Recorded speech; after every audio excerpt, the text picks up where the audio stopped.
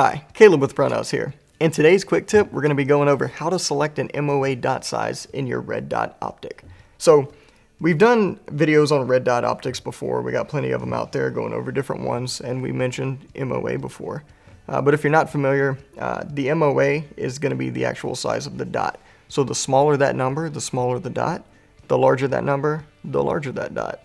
And to kind of help you do the math here, I'll give you two values that you can kind of work off of. So a 1 MOA dot, regardless of what it's in, is going to cover 1 inch of a target at 100 yards approximately. And then at 50 yards, it's going to cover ½ inch. And then at 25, a quarter of an inch. And with those numbers there, I'm sure you guys can do the math at other distances. Y'all are pretty smart, so that won't be an issue. All right, so I'm going to go ahead and break it down into 3 main categories. It's going to be a small, medium, and large. Our small is going to be around a 3 MOA dot. The medium is going to be about a 5 MOA dot. And our larges are pretty much going to be anything over a 7. So, with that being said, that 7 is going to cover 7 inches of a target at 100 yards. So keep that in mind here. So the pros to a smaller dot, well, you can be more precise with it. It's smaller, it's not covering up a lot of the target, so you can take your time and aim, at a further target with that dot, and it's not going to be covering up the target. That's the pros to a smaller dot. It's really just that simple. The cons to a smaller dot, that if you're shooting in a lot of light, if you're outside, the sun's really bright, or if you're shooting with the flashlight on in a dark area, that dot's going to be drowned out by that light in most cases. So that's really the only big negative to it. And also your eye doesn't pick up that smaller dot as fast whenever you're shooting fast target transitions and things like that. Now, I'm going to go ahead and skip medium and go straight on to large, because medium's really going to be combining the best of both worlds with some takeaways.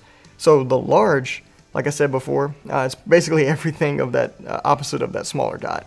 It's not going to get washed out as easy with bright light, shooting in sunlight and things like that. Your eye's going to pick it up a lot faster. It's going to be easier to shoot those closer transition targets and things like that. But cons to that is that you're covering up a lot more of the target.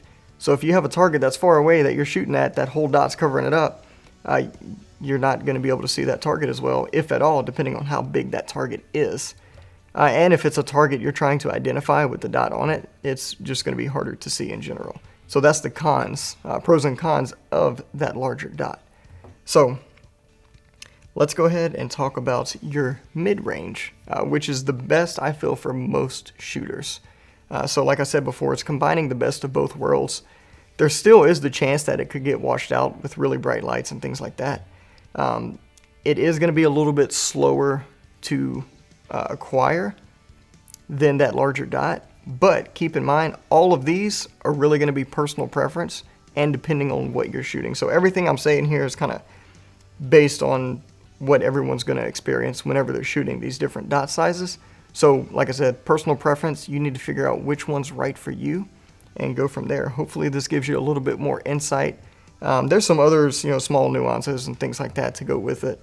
So if you have any questions or comments, or you'd like to add something for the viewers, go ahead and leave that in the comment section down below. And if you haven't already, go ahead and smash that like and subscribe button, because here on YouTube, that helps us out a lot more than you think. Thanks for joining us, and we'll see you next time.